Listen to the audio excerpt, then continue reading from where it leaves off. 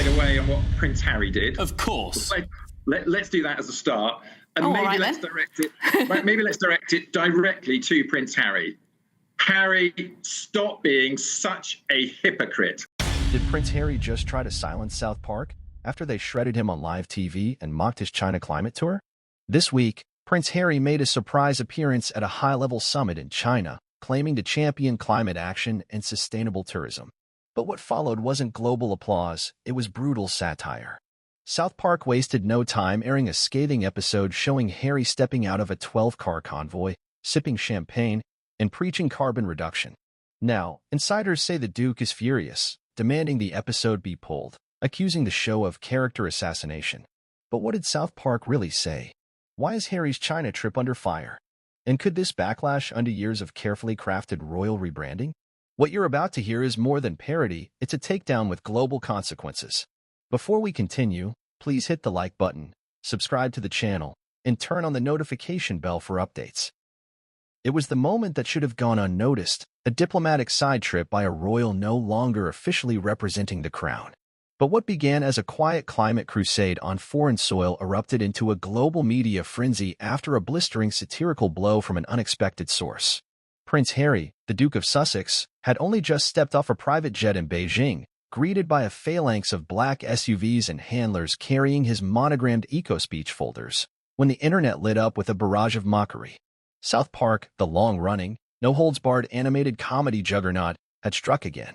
The latest episode aired in the United States just hours after Harry delivered what was meant to be a keynote address on sustainable tourism and climate consciousness at a prestigious summit in China. Titled Royal Emissions, the episode featured a thinly veiled caricature of Harry stepping out of a 12-car convoy, sipping imported champagne, and delivering a speech about the importance of reducing carbon footprints. The message was clear: reduce emissions, unless you're royal.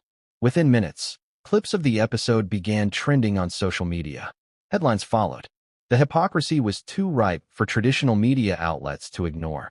By morning, news platforms from the BBC to CNN were covering not just the Duke's trip, but the merciless cartoon that overshadowed it. And behind closed doors, insiders suggest, Prince Harry was furious. His team scrambled to counter what they described as malicious satire, and unconfirmed reports soon surfaced that he had even requested legal consultations about getting the episode pulled, essentially demanding that South Park be banned from airing the segment internationally. It was a move that ignited a firestorm of backlash. To understand why this episode hit so hard, and why Prince Harry appears more rattled than ever, we must first consider the broader context of his post-royal life. Since stepping down from his duties alongside wife Meghan Markle in early 2020, the Duke has attempted to carve out a new identity on the world stage. From Netflix documentaries to podcast deals, memoirs, and public appearances, Harry has reinvented himself as a voice for mental health, climate action, and social justice. But the transformation hasn't been without turbulence. Every speech, every interview, and every appearance is scrutinized for contradictions, tone deafness, or signs of political meddling. When Harry touched down in China, the intention was to sidestep the noise. The trip was not publicized beforehand. No press releases had been issued. Instead, the plan, sources say, was to quietly participate in the environmental summit and use the platform to promote sustainable travel, an issue close to the prince's heart. For months, his Archwell Foundation has funded initiatives to reduce the environmental footprint of tourism across Asia. But despite this careful strategy, Harry's arrival in Beijing was anything but low-key. Eyewitnesses captured footage of his arrival at the Beijing International Airport.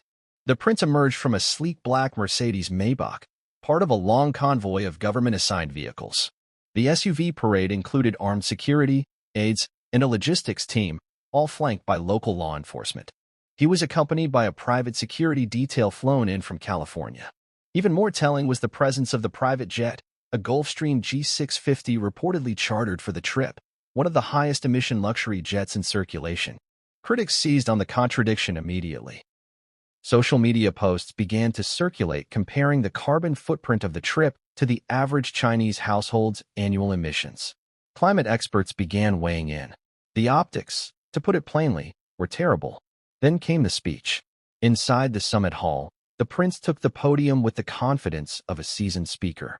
He spoke eloquently about the dangers of rising temperatures, the urgency of carbon reduction, and the moral obligation of developed nations to lead the charge in sustainable practices. He called for a new wave of conscious travel and warned against the glamorization of luxury tourism that damages local ecosystems. He received polite applause, but the internet wasn't so polite. Memes exploded across X, formerly Twitter, and Reddit. TikTok creators dubbed clips of his speech over footage of private jets and five-star hotels.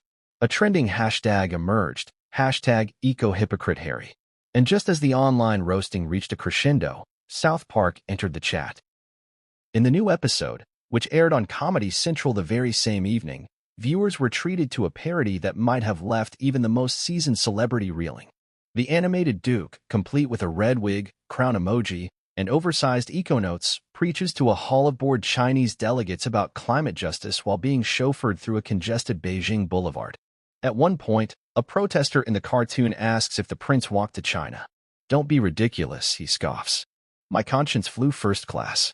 It was classic South Park, biting, shameless, and brutal. But it was also effective. The satire didn't just entertain. It exposed a growing problem in the way modern royals attempt to balance global influence with personal privilege. It called out the double standards, and it struck a nerve. According to multiple sources close to the Duke's team, Harry did not take the episode lightly. In private, he was reportedly livid and deeply offended. The media strategy changed overnight. Behind-the-scenes communications were initiated with attorneys familiar with broadcast rights and defamation laws. Harry's camp began examining whether the depiction crossed any legal boundaries, especially in the United Kingdom and China. One insider, speaking anonymously, claimed the team discussed ways to pressure streaming platforms to remove the episode from international catalogs. If that's true, it was a bold and perhaps ill-conceived move. Attempts to censor satire, particularly satire as popular and protected as South Park, rarely end well.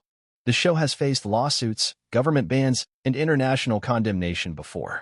But each time, it has emerged unscathed, more infamous and defiant than ever. This time was no different. Freedom of speech advocates wasted no time slamming the reported reaction.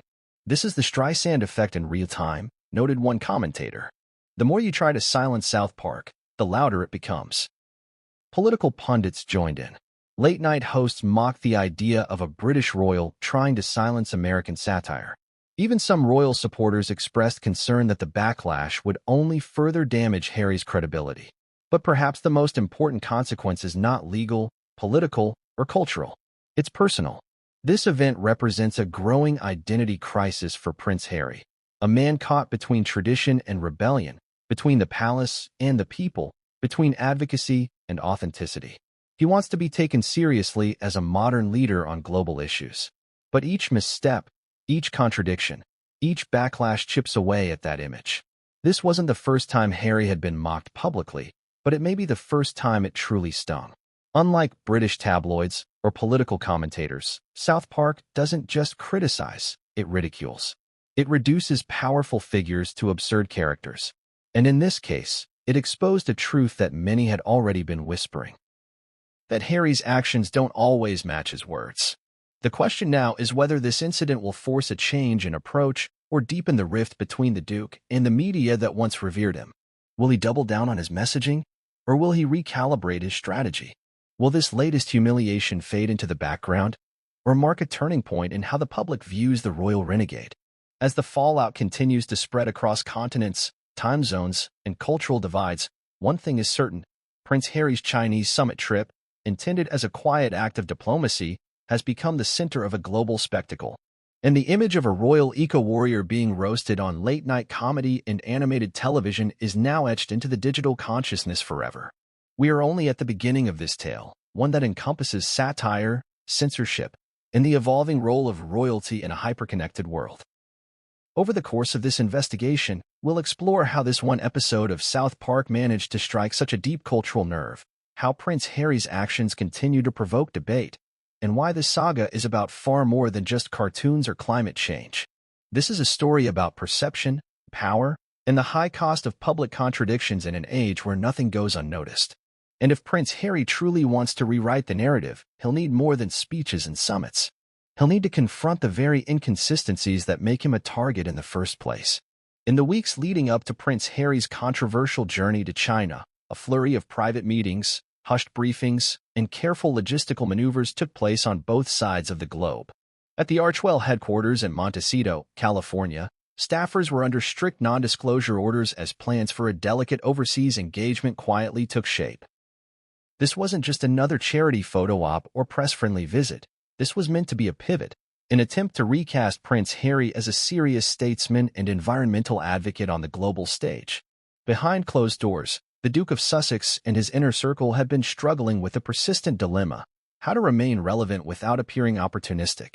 After the publication of his tell-all memoir and the tepid reception of recent projects on streaming platforms, Harry's team needed something to reset the narrative. The idea was simple in theory, but fraught with complications in practice: align the Duke with international policy efforts, particularly on climate change, in a way that would emphasize his gravitas rather than his celebrity. The China Climate Impact Forum, an annual high-level event drawing in experts, dignitaries, and UN affiliates, seemed like the perfect opportunity. Set in Beijing and heavily promoted in Asia, the summit offered global visibility without the spotlight of Western tabloids. More importantly, it was a chance to address environmental issues on neutral ground, away from the polarized noise of British and American media. Invitations were discreetly requested through intermediaries. Negotiations took place over encrypted calls, with representatives from both the Chinese Environmental Ministry and the Archwell Foundation carefully drafting language that would define Harry's role. Officially, Harry was to attend in a private capacity, representing neither the British monarchy nor any government. But the optics were unmistakable. Here was a former senior royal traveling with a diplomatic security team, scheduled to deliver a headline keynote at a state-endorsed forum in the capital of a nation not known for entertaining unofficial foreign dignitaries lightly.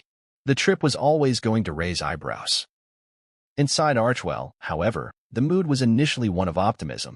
A recent survey by the Foundation's communications consultants had shown that while Harry's favorability was slipping in the UK, he still held considerable sway among younger audiences and global citizens, especially in Asia-Pacific regions. The data suggested that a major international engagement, if executed with humility and substance, could reposition him as a thought leader rather than just a tabloid figure. With that goal in mind, meticulous preparations began. Harry was briefed extensively on China's environmental policies, economic strategies, and green tech innovations. White papers and internal reports filled his private study. Former diplomats were consulted.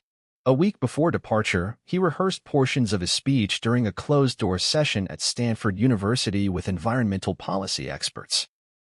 The speech, which had been crafted by a hybrid team of policy advisors and PR professionals, was designed to balance caution with inspiration.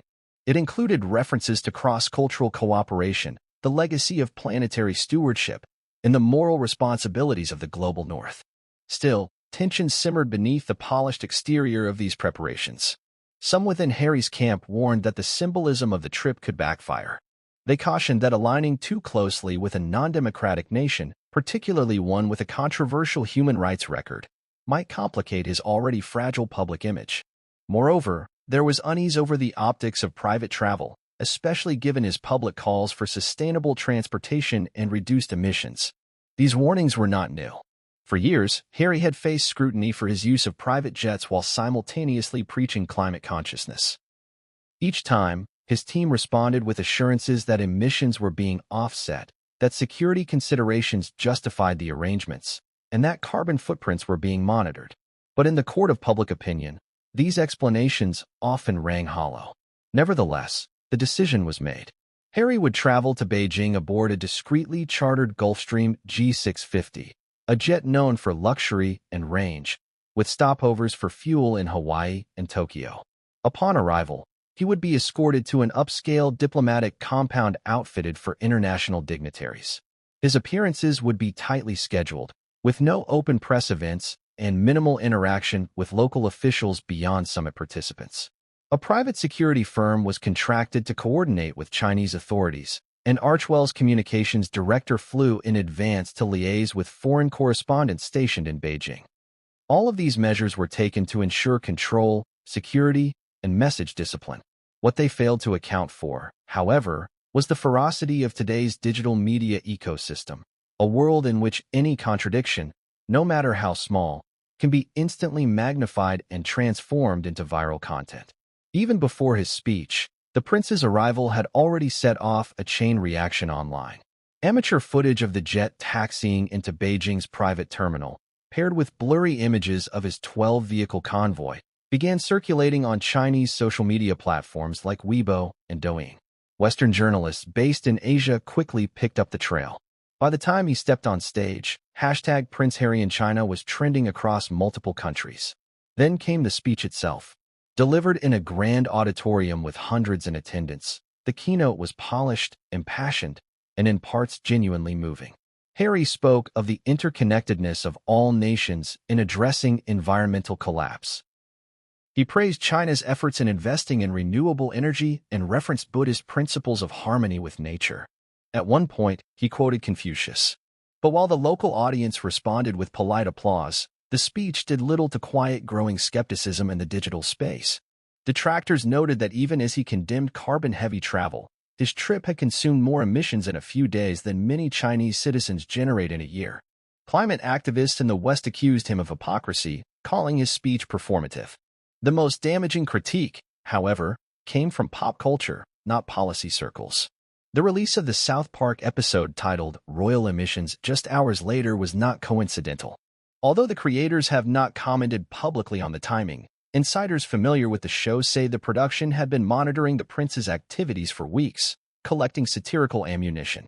The episode's premise, featuring a red-headed royal preaching about climate while riding in a gold-plated electric rickshaw, was written and animated in record time.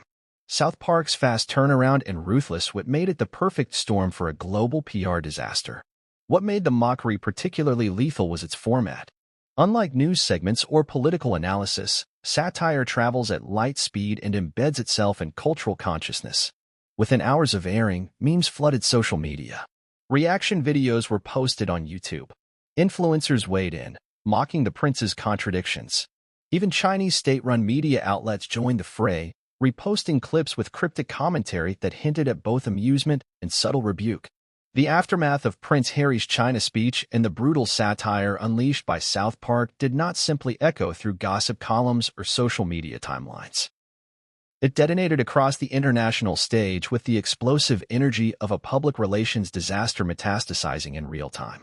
The reverberations were felt in capitals and newsrooms from Washington to London, from New Delhi to Johannesburg. What had begun as a calculated attempt to pivot Harry's public persona from celebrity exile to principled global advocate now stood on the edge of a crisis spiral, one laced with ridicule, resentment, and renewed questions about relevance and responsibility. The first shockwave hit the United Kingdom. British tabloids, already primed to pounce on any perceived misstep by the Duke of Sussex, wasted no time. Within hours of the South Park episode airing in the United States, headlines in The Sun, The Daily Mail, and The Express roared with biting sarcasm. Prince of Hypocrisy, screamed one. Private Jet Climate King mocked in brutal cartoon, proclaimed another. Satirical columns mocked his platinum-level emissions offset plan, while political commentators on GB News and Talk TV framed the event as yet another example of royal detachment cloaked in moral righteousness. The reaction wasn't limited to right-wing media. More centrist and even progressive voices raised eyebrows. The Guardian published an op-ed titled The Problem with Royal Activism, questioning the blurred lines between celebrity advocacy and credible policy influence. The Independent warned that Harry's China visit, even with noble intentions, had created an avoidable soft power vacuum for Britain. After all, here was a British royal engaging with a rising global superpower, on environmental cooperation no less, without any formal backing or coordination with the Foreign Office. That particular point proved especially inflammatory in Westminster. While Harry had long since stepped back from royal duties, the optics of a high-profile British figurehead holding court in Beijing stirred discomfort in political circles. Foreign Office officials, caught off guard by the scale of the visit's publicity, scrambled to issue statements clarifying that the Duke was not acting on behalf of His Majesty's government. Behind closed doors, government ministers expressed frustration that Harry had chosen to engage with China at a time when the UK was navigating delicate diplomatic tensions with Beijing over trade, cybersecurity, and the treatment of Hong Kong. A senior Tory MP, speaking under condition of anonymity, bluntly stated, "This is what happens when ex-royals think they're independent diplomats. He doesn't carry the crown's authority, but he carries its shadow. That creates confusion and risk." That sense of shadow diplomacy proved particularly resonant in Washington. While the Biden administration refrained from commenting directly on the controversy, sources within the State Department confirmed that internal memos were circulated examining whether Harry's visit could be interpreted as a soft endorsement of China's climate policies. Several Republican lawmakers seized on the moment. Senator Josh Hawley posted on X, formerly Twitter, "So Prince Harry is cozying up to Beijing while riding a private jet and scolding Americans about climate? Typical elitist hypocrisy." Representative Lauren Boebert chimed in, "Harry should keep his sermons to himself. We fought a war to be free of royal nonsense." Cable news pundits quickly turned the moment into content. On Fox News, the primetime segments were particularly scathing. Tucker Carlson's successor on the network referred to Harry as the vegan jet-set pope of climate hypocrisy, while CNN's international affairs analysts took a more restrained but equally critical tone. They noted that while cross-border collaboration on climate issues is vital, optics matter, and Harry's trip, despite its intent, was being defined by contradiction, not contribution.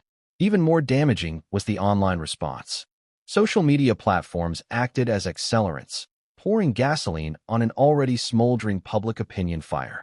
On TikTok, users remixed clips from the South Park episode with real footage from Harry's Beijing visit. On YouTube, reaction videos with titles like "Harry Gets Roasted in China" and "When Satire Becomes Reality" racked up millions of views in just days. Memes showed Harry photoshopped into scenes from Kung Fu Panda, eco-warrior posters holding briefcases full of cash, or seated on thrones made of carbon offset vouchers. The response from China was more complex and more revealing. At the official level, the Chinese government maintained its poker face. The Ministry of Ecology and Environment issued a standard statement thanking foreign contributors to global climate dialogue, without mentioning Harry by name. But within Chinese state media, subtle signs emerged. Xinhua News Agency ran a headline noting the presence of Western activists in Beijing. China Daily published a softly mocking editorial that praised the summit's goals while noting the irony of affluent voices preaching carbon reduction from luxury purchase. The most telling reactions, however, came from Chinese netizens. On Weibo, a top comment on the initial video of Harry's speech read, "So he flies here to tell us to use less coal while riding in a plane that uses enough fuel for 200 families?" That sentiment was echoed in tens of thousands of likes and reposts. One user wrote, "The West sends us its guilt, not its solutions." Another quipped, "This is not diplomacy. It's theater." Within Harry's own camp, the mood had darkened. Internally, Archwell Foundation staffers were demoralized. Several communications team members reportedly suggested delaying upcoming projects to let the backlash subside. There were emergency Zoom calls with external PR firms, and one advisor recommended a temporary social media blackout. The team weighed several options: release a counter-narrative video, issue a clarifying blog post, or publish behind-the-scenes footage showing the eco-conscious aspects of the trip. Harry himself, according to those close to him, was deeply unsettled. He had genuinely believed in the importance of the message he delivered. He had taken pains to research China's climate efforts and sought to strike a respectful tone. To see his intentions drowned beneath ridicule and accusations of hypocrisy was, in his words, gutting. At one point, he reportedly told an aide, "This wasn't supposed to be political. It was about the planet." But in a hyper-politicized world, even well-meaning gestures are framed through tribal filters. One former royal advisor, now working in a consultancy firm, observed, "Harry's problem isn't that he speaks. It's that every time he speaks, people ask who gave him the microphone and why he's on that stage." The firestorm reached its peak when comedians, commentators, and late-night hosts all piled on in a matter of days. Saturday Night Live featured a skit that parodied Harry and Meghan attending a climate gala in matching synthetic fiber outfits while arriving by horse-drawn Bentley. Stephen Colbert opened his monologue with, "Prince Harry just reminded us that the road to environmental ruin is paved with good intentions and fueled by private jets." By week's end, the controversy had eclipsed the speech itself. Few remembered the statistics Harry cited or the cross-border initiatives he praised. What remained were jokes, memes, and headlines. The South Park episode, initially dismissed by Harry's team as juvenile, had become the defining lens through which the entire event was viewed. In PR terms, the original message had not just failed, it had been replaced. Back in California, there was no public statement from Harry or Archewell. No interviews, no press releases, no follow-up op-eds. That silence, however, didn't help. Media outlets speculated wildly. Was he hiding? Regrouping? Preparing a lawsuit? Behind the scenes, there were discussions about whether this event marked a turning point, not just in Harry's public life, but in his broader strategy of engagement with global issues. There was a growing realization among some advisors that the traditional rules of royal influence no longer applied. In the past, a royal name alone could open doors, command attention, and shape narratives. But in the digital age, where skepticism trumps sentiment and every inconsistency becomes instant fodder for ridicule, legacy and lineage offer little insulation. What remained to be seen was how Harry would recover. Would he double down, embrace the criticism, and try to reframe it? Or would he retreat from the global stage and rethink his approach entirely? That decision loomed in the background as the next chapter of the saga began to write itself.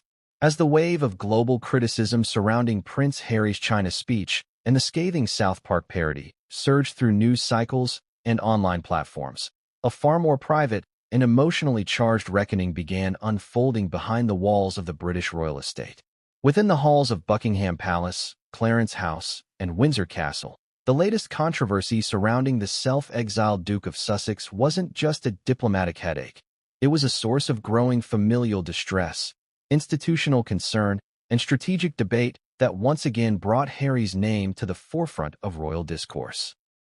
The initial responses among senior royals varied from quiet indignation to barely concealed exasperation. For King Charles III, who had long struggled to maintain a delicate, fatherly balance between duty and affection for his younger son, the incident was another painful reminder of the discord that had gripped the royal family since Harry and Meghan's departure in 2020. While the monarch had refrained from public comment on most of his son's endeavors post-Megxit, the international reaction to Harry's recent actions was impossible to ignore. Inside the palace, senior aides reported that the king was deeply dismayed by the fallout. Not because Harry had chosen to speak about climate issues, Charles himself had been a vocal environmentalist for decades, but because of the optics, the timing, and the disconnection from official royal and governmental channels. The king, ever the strategist, understood that royal influence derives from consistency, not chaos. And Harry's speech, while well-intentioned, had created more confusion than clarity. A close source to Charles remarked privately, His Majesty has always believed in global cooperation, especially on matters of the environment. But he also believes that influence must come with structure, accountability, and respect for protocol. Harry's speech was none of those things. Queen Camilla, for her part, reportedly expressed sharper opinions behind closed doors. According to palace insiders, she viewed the incident as a predictable outcome of the couple's increasing detachment from the monarchy's institutional guardrails. In a private conversation with aides, she is said to have remarked, "They wanted freedom. This is what freedom looks like, chaos and headlines."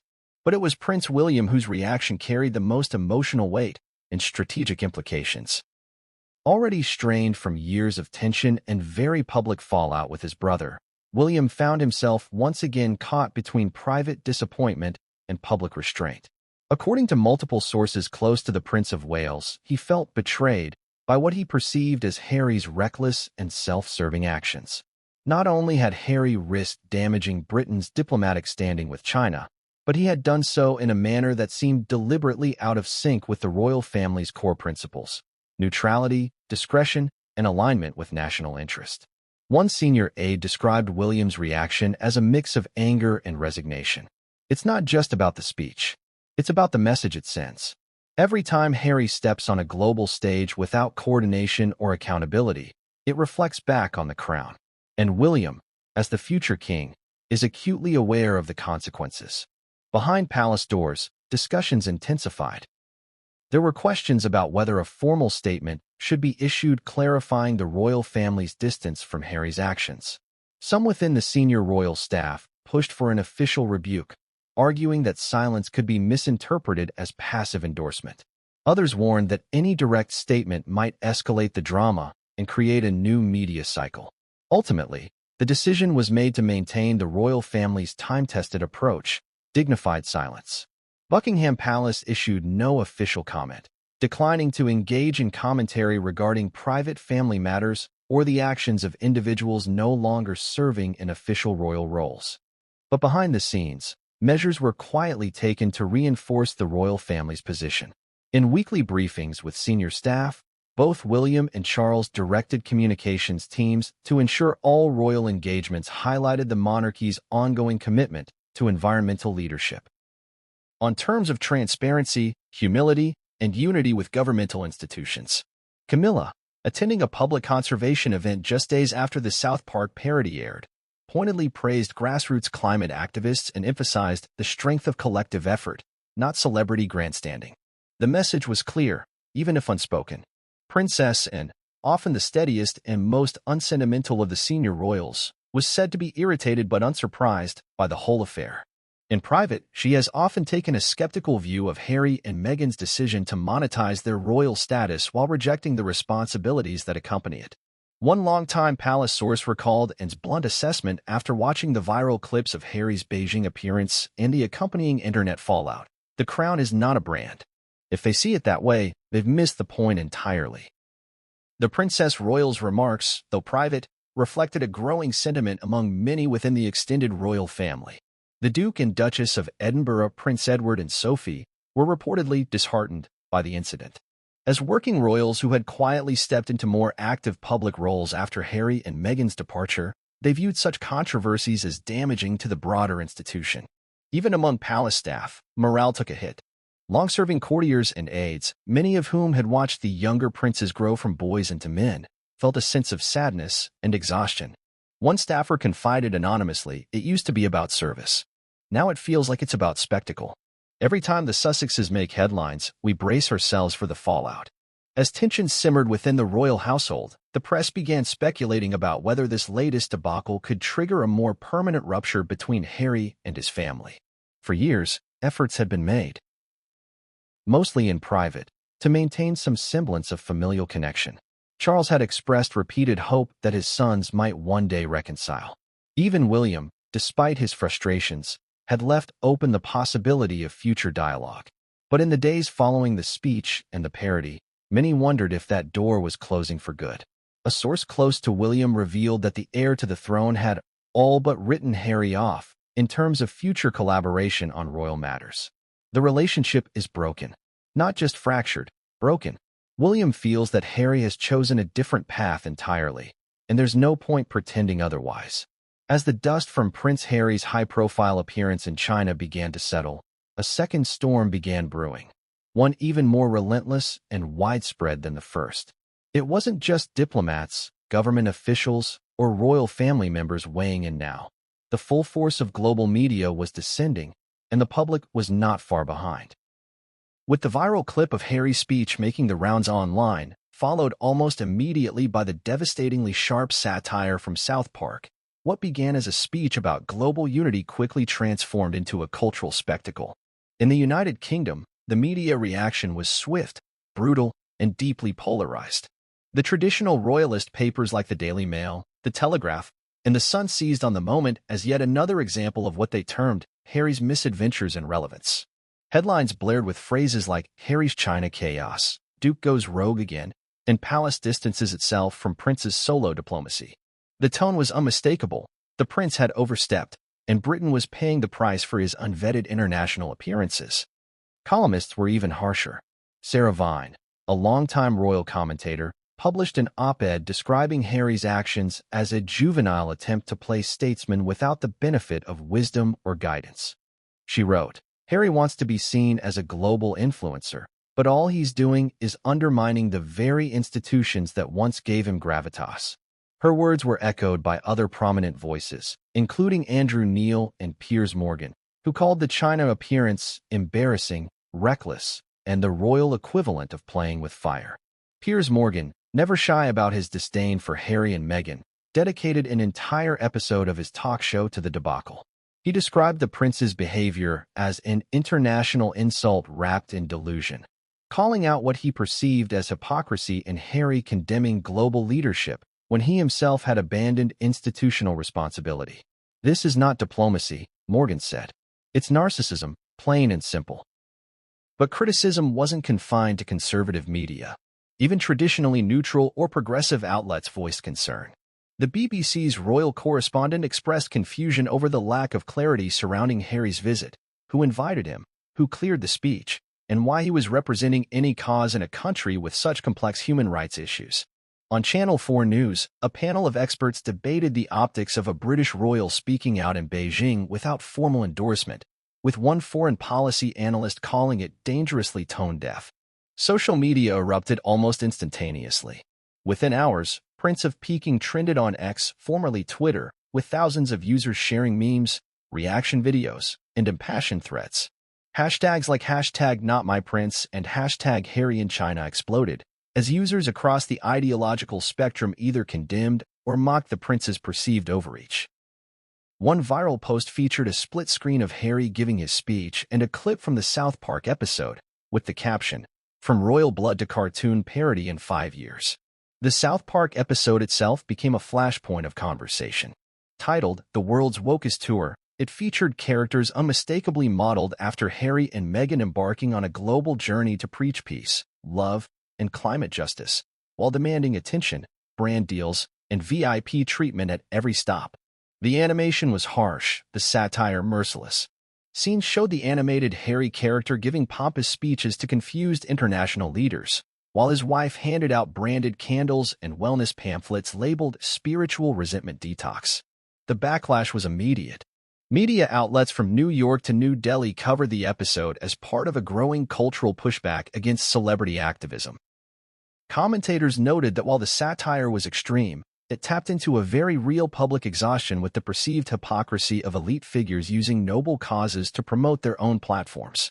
In the United States, where Harry and Meghan had enjoyed a mix of admiration and skepticism, the reaction was notably mixed. Liberal outlets like MSNBC and CNN attempted to contextualize the speech as part of Harry's long-standing advocacy for mental health and environmental causes. He's not wrong about the issues, one analyst said. The problem is the packaging and the timing. But even some sympathetic voices struggled to defend the decision to speak out in China. Vox ran a headline reading, "The Prince Who Preached Too Loud," while The Atlantic described the incident as a misfire in royal branding and geopolitical sensitivity. The New York Times questioned whether Harry and Meghan had advisors capable of navigating the complex global stage they clearly wanted to influence. More telling was the response from everyday people. In forums, comment sections, and online communities, opinions poured in by the tens of thousands. Some defended Harry, arguing that he had a right, perhaps even a duty, to speak on issues of global importance. "He's using his voice," one supporter wrote. "Good on him for not sitting quietly in a palace." But the dominant narrative was less forgiving. Critics accused the prince of being naive, hypocritical, and opportunistic. "It's easy to talk about unity when you've torn your own family apart," one user wrote. "Maybe start with fixing that before lecturing the rest of us." Others zeroed in on the optics of the speech taking place in China, a nation with a fraught record on human rights, censorship, and environmental policy. How can you talk about justice and freedom in a country that censors dissent and detains protesters? One post read, racking up over 50,000 likes. As if the firestorm wasn't enough, comedians and late-night hosts jumped into the fray. Trevor Noah quipped on his podcast, "I didn't think Prince Harry visits China would be the week's funniest headline. But here we are." Jimmy Kimmel aired a mock segment titled The Duke of Double Standards, in which a Harry impersonator gave speeches while luxury shopping and sipping from a reusable champagne bottle. The humor veiled a deeper public frustration. To many, Harry's journey from combat veteran and mental health advocate to self-styled global ambassador of righteousness felt like a descent into absurdity. The causes were noble, but the delivery was flawed, so deeply entangled in spectacle that the message got lost. The incident also reignited long-standing debates about the relevance of monarchy in the modern era. Some questioned whether figures like Harry should ever be seen as spokespeople on global matters without institutional backing or accountability. Others saw the episode as proof that the monarchy itself was outdated, incapable of controlling its narrative in the digital age. Public trust polls reflected the fallout. In a Snap YouGov poll conducted days after the controversy, public support for Prince Harry in the UK dropped by 7 points, with 62% of respondents saying they felt less favorable toward the prince after his Beijing speech. Even in the United States, where Harry and Meghan had historically enjoyed more favorable ratings, approval dipped significantly among independents and younger voters, the very demographics the couple had targeted with their media projects. Amid the backlash, Harry's own team appeared unsure how to respond. Initially, there was radio silence. Then came a carefully worded statement from a spokesperson, saying the speech was a continuation of the Duke's long-standing commitment to global cooperation, youth leadership, and climate justice. But the damage had already been done. The statement failed to address the core criticism, the lack of judgment in where and how the message had been delivered. Back in Montecito, sources close to the couple described them as surprised and hurt by the intensity of the reaction. Harry, in particular, reportedly felt blindsided by the mockery and the suggestion that his motives were disingenuous. According to a friend of the prince, he genuinely believes in what he's doing. He just didn't expect it to blow up this way. But belief, many critics argued, was not enough. In a world where influence comes with responsibility and where public scrutiny is relentless, missteps, no matter how well-intentioned, are amplified beyond control. The Harry and China controversy, paired with its cartoonish mirror in the South Park episode, had become something more than a diplomatic misfire or a PR nightmare. It was a cultural moment, one that raised serious questions about authenticity, influence, and the ever-blurring line between royalty and celebrity. For many, it was the moment Harry's image, carefully cultivated over years of charity work, media ventures, and personal revelations, collided with the hard truth of public perception. And the consequences, it seemed, were just beginning. In the ornate corridors of Buckingham Palace, where centuries of tradition met the constant pulse of modern media, the fallout from Prince Harry's China speech and the subsequent South Park parody didn't just ignite global headlines. It sparked a fresh crisis inside the House of Windsor. Behind gilded doors, the mood was tense, fragile, and laced with a familiar sense of exasperation. The royal family had endured years of upheaval, but what unfolded in the days and weeks following Harry's solo venture to China threatened to harden divisions that were already dangerously close to becoming irreparable. Prince William, the future king and the family's steadying force in recent years, was reportedly incandescent with rage. Insiders close to Kensington Palace described a man at the end of his rope, not just frustrated by his brother's latest media blunder, but deeply concerned about the long-term consequences for the institution he was sworn to uphold. William had always played the role of the loyal heir, mindful of optics, respectful of duty, and careful never to speak out of turn. Watching his younger brother jet to China, deliver a speech in a politically volatile environment, and then get ridiculed on international television stung deeper than mere embarrassment. To William, it was an insult to the legacy of their grandmother, Queen Elizabeth II, who had spent her reign meticulously balancing diplomacy and decorum. Behind closed doors, a fierce conversation took place between William and senior advisors, during which the prince allegedly said, "He's not just hurting himself anymore. He's hurting all of us." That sentiment was echoed by Queen Camilla, who had become one of Harry's sharpest critics since the Sussexes' departure. According to palace sources, she viewed Harry's actions not just as reckless but borderline treasonous, a betrayal of the family's carefully curated neutrality. While Buckingham Palace maintained its trademark silence in public, the internal damage control machine roared to life. Senior aides convened emergency meetings to discuss how to distance the monarchy from the controversy. Unlike past incidents, such as the Oprah Winfrey interview or the release of Harry's memoir Spare, this was not a case of personal grievances being aired. This was international, geopolitical, and dangerously unanchored from royal oversight. King Charles III, for his part, reportedly attempted to maintain a neutral stance, though those closest to him said the strain was visible. The monarch had long hoped for a reconciliation with his younger son, especially after taking the throne. Privately, he had extended several olive branches to Harry, inviting him to the coronation, encouraging communication through intermediaries, and avoiding public criticism. But this latest episode, where Harry effectively acted as an unofficial diplomat, undercut the very essence of royal protocol. "There's a difference between independence and irresponsibility," one palace aide said. "His Majesty has tried to be patient, but this crossed a line." The problem for Charles was multifaceted. On the one hand, he didn't want to publicly rebuke his son, for fear of escalating a narrative of division that had plagued his reign since its inception. On the other, failing to act might send the message that Harry's behavior was tacitly approved. The king faced a dilemma: whether to protect the family's image through action or preserve what little remained of a fractured paternal relationship through silence. And then came the South Park episode, which, though clearly satire, struck a nerve deep within the palace.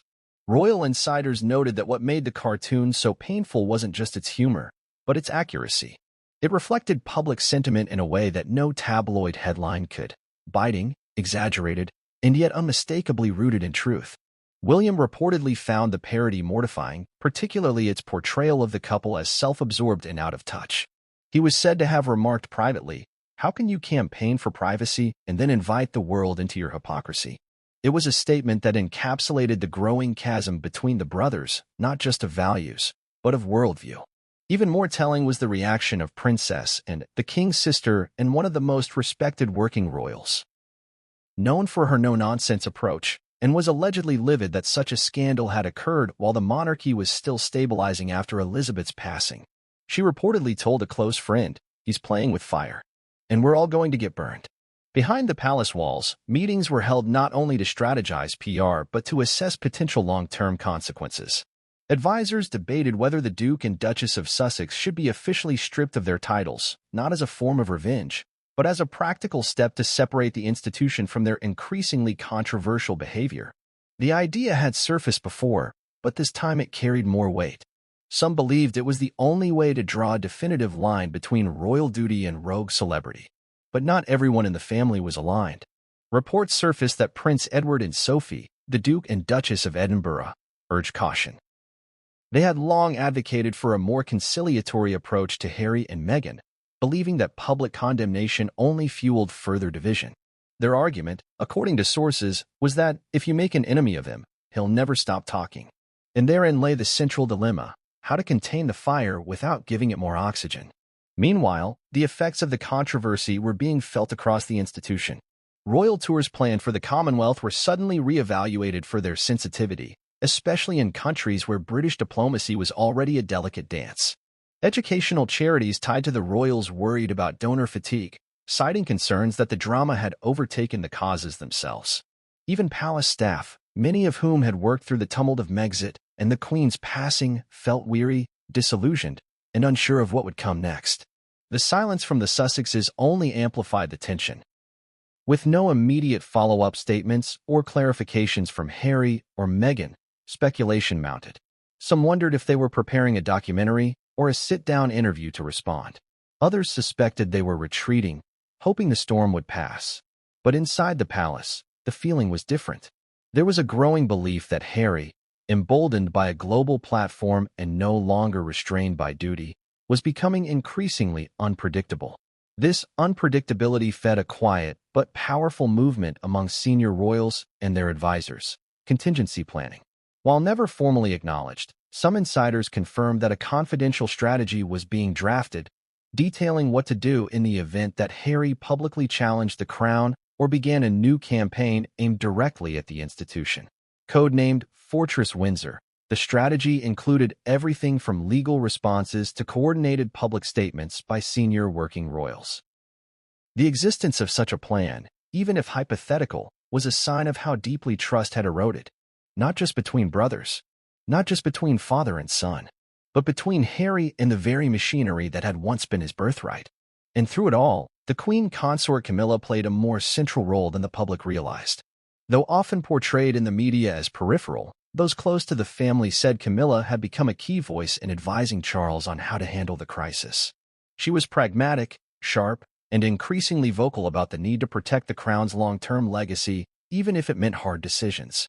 At a private gathering, Camilla was overheard saying, "You don't negotiate with chaos. You protect the throne. That's the job." It was a phrase that stuck with many palace insiders and hinted at the steely resolve that now guided much of the royal family's thinking. Still, amidst the drama and the debates, one thing was clear. The line between personal grievance and institutional crisis had officially been crossed. The royal family was no longer dealing with a rogue interview or an unflattering documentary. They were navigating a full-blown credibility issue, with one of their own at the center of the storm. For Prince William, the heartbreak of this reality weighed heavily. He had not only lost a brother to ideological and personal differences, he now found himself locked in an unspoken battle for the future of the monarchy itself. A battle fought not on the battlefield or in parliament, but in headlines, social media, satire, and behind palace doors, where loyalty, perception, and strategy were the weapons of choice. As the royal family stared down the aftermath of yet another Harry-driven controversy, the question was no longer if there would be consequences, but how far they would go to preserve the institution that had defined them all. The speech that Prince Harry delivered in Beijing had been intended, according to his team, as a message of cultural unity and youth empowerment. But in the corridors of Westminster and the Foreign Office, it was viewed as something far more dangerous, a breach of protocol that exposed the fragility of diplomatic relations between the United Kingdom and China. While Harry might have hoped his words would inspire a new generation of global cooperation, what followed was an avalanche of backlash, diplomatic confusion, and strategic recalibration that sent shockwaves through both political and royal circles. No sooner had the media clips of the speech gone viral than foreign policy analysts and Whitehall officials began sounding the alarm. The speech, which touched on sensitive issues such as Western influence, media manipulation, and even referenced Chinese philosophy, was interpreted by some as unusually sympathetic to the Chinese government's global posture. While Harry stopped short of making any overt political endorsements, the tone of his address was perceived as soft on Beijing, a stance that deeply unsettled British diplomats. It wasn't just what he said. One senior official from the Foreign, Commonwealth and Development Office explained, it was where he said it and the timing. He may not carry an official portfolio anymore, but his words still carry the weight of a royal title. That carries implications. The implication, as it turned out, was significant. At the time of the speech, UK-China relations were already tense. A series of unresolved trade disputes, espionage allegations involving Chinese operatives in London, and growing unease over Huawei's role in UK telecommunications infrastructure had left the bilateral relationship fraught with suspicion. In this climate, Harry's appearance in Beijing, particularly without the backing or coordination of the British government, was seen as, at best, irresponsible, and at worst, an act of freelance diplomacy. Prime Minister Charlotte Grey's office quickly convened a closed-door briefing to assess the impact. Though Downing Street refrained from publicly condemning the prince, insiders revealed that the Prime Minister was furious, reportedly stating, "This is not the time for self-appointed envoys playing international statesmen." The comments reflected a broader concern across the political spectrum that Harry's speech might be misconstrued by foreign powers as a shift in British foreign policy, or worse, as a division within its leadership ranks. Opposition MPs also chimed in. Some, particularly from the Liberal Democrats and Labour's left wing, defended Harry's tone, saying he had spoken courageously about cross-cultural cooperation. But others took a harder line, suggesting that his actions undermined the British government's efforts to assert a firm stance on Chinese overreach. In Parliament, Conservative MP Jonathan Ashbury tabled an urgent question, demanding clarity on whether the Duke of Sussex's trip had been officially sanctioned. If a member of the royal family speaks in a way that can be interpreted as softening our stance toward authoritarian regimes, Ashbury said, it is our duty to ask whether that position represents the views of this government. Though the Foreign Office issued a terse statement clarifying that the government had no role in the planning or execution of Prince Harry's trip, the political damage had already been done. Multiple foreign policy think tanks weighed in with concern. The Atlantic Strategy Group released a report within 48 hours of the speech, warning that uncoordinated public engagements by royal figures may increasingly be weaponized by geopolitical rivals. Across the Atlantic, the reaction from the United States was mixed but closely watched. With the United States and China locked in a strategic competition over trade, technology, and influence in the Indo-Pacific, Harry's words triggered nervous chatter among Washington analysts. In a briefing on Capitol Hill, one congressional aide to the House Foreign Affairs Committee admitted, "We're monitoring this closely, not because we believe he speaks for the UK government, but because of the influence he holds among global youth. Messaging matters." Privately, State Department officials reached out to their counterparts in London to seek clarity. Was this a sanctioned speech? Did it represent a new approach to China by any wing of the UK establishment? The UK responded with firm denials, reiterating Harry's lack of official role. Still, the uncertainty lingered. Beijing, on the other hand, responded with conspicuous delight. The Chinese Ministry of Foreign Affairs praised the prince's remarks, calling them a welcome message of understanding in a world that too often misinterprets China's peaceful rise. State media outlets amplified the speech, playing it on loop and framing it as evidence that Western elites were finally beginning to appreciate the truth of China's intentions. The Global Times, a state-controlled outlet, went so far as to declare, Prince Harry proves that dialogue, not division, is the path forward. This warm reception in China only exacerbated concerns in London. To British officials, Harry had unknowingly handed Beijing a public relations victory. The optics of a senior British royal being applauded by the Chinese Communist Party's propaganda apparatus were disastrous. The Chinese aren't just happy about the speech. One intelligence source told a major UK paper, they're using it. They're weaponizing it as proof of ideological fracture in the West. It's a soft power coup, and they didn't even have to orchestrate it. Behind the scenes, MI6 was reportedly alarmed, not because they suspected any deliberate collusion, but because of what they referred to as naive influence. A leaked internal memo described the incident as an unintentional lapse in discipline that created an opportunity for strategic adversaries to manipulate royal sentiment to their advantage. Meanwhile, within NATO circles, some allies began asking questions. In Brussels, defense officials from several European nations expressed concern that the UK might be losing control of its messaging. While they recognized Harry's non-official status, the symbolism of a prominent British figure engaging with China in such a manner raised flags. The European Council on Foreign Relations issued a public statement urging all Western institutions, including monarchies, to align more closely with official foreign policy stances. Without mentioning Harry by name, the statement served as a veiled rebuke. In Canada and Australia, two nations where Republican sentiments already run high, the fallout from the speech reignited debates about the monarchy's relevance. Political commentators in both countries argued that Harry's actions underscored the outdated nature of royal involvement in modern politics, even if unintentional. If a royal can undermine diplomatic norms with a single speech, one Australian columnist wrote, what does that say about the institution's ability to coexist with democratic accountability? The ripple effects also reached global businesses. Multinational corporations with interests in both Western and Chinese markets began analyzing the potential reputational risks associated with the incident. One British tech firm with a major expansion plan in Shanghai reportedly paused its announcement out of fear of being seen as taking sides in the growing diplomatic drama. Meanwhile, the speech took on a strange afterlife in digital media. Chinese influencers began celebrating Harry as an unlikely hero, turning clips from his speech into viral content. The phrase, Prince of Peace, attributed to Harry by one viral post on Weibo, trended across Chinese platforms for days. It created a surreal juxtaposition. While the British establishment reeled from the backlash, segments of the Chinese public embraced Harry with fervor. That online wave only added to the discomfort in London. Public relations consultants working with the palace warned that Harry was now inadvertently becoming a pawn in a global ideological contest. It's not just about China, one senior PR strategist warned. It's about perception. And once perception spins out of control, it's impossible to rein it back in. Even universities and academic institutions weighed in. A panel at the University of Oxford convened a roundtable titled The Prince and the Dragon. When Royals Meet Realpolitik, dissecting the ramifications of Harry's speech from historical, diplomatic, and cultural perspectives.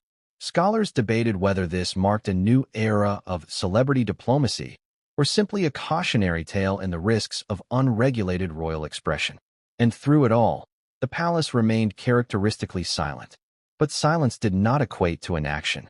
The palace initiated a series of quiet consultations with former ambassadors, Commonwealth officials, and geopolitical analysts to better understand the scale of the damage. These consultations led to a sobering conclusion. While the speech itself would eventually fade from headlines, its implications would reverberate for months, possibly years. As the political class debated policy and perception, and international observers assessed the impact, one thing became increasingly clear. Harry's decision to act without the coordination of the British state apparatus had not only reignited personal and royal controversies, it had also ignited a global conversation about the role of monarchy in a world increasingly shaped by complex alliances, ideological rivalries, and the unforgiving lens of social media. For more than a decade, the world had watched the gradual unraveling of the once famously inseparable brothers, William and Harry.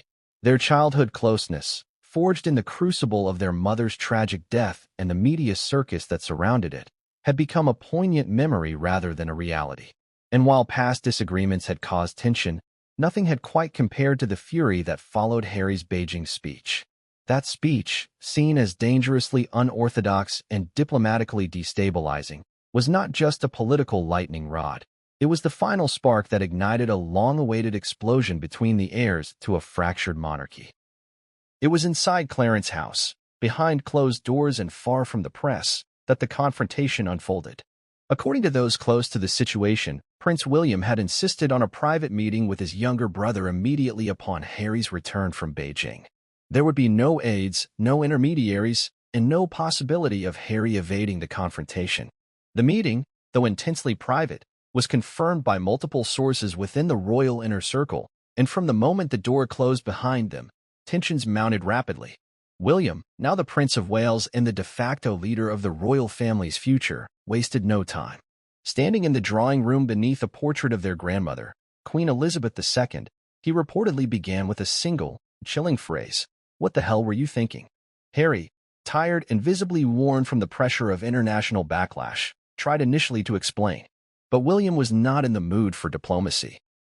He accused his brother of acting recklessly, undermining national interests, and dragging the monarchy into a geopolitical minefield with no regard for protocol or consequence.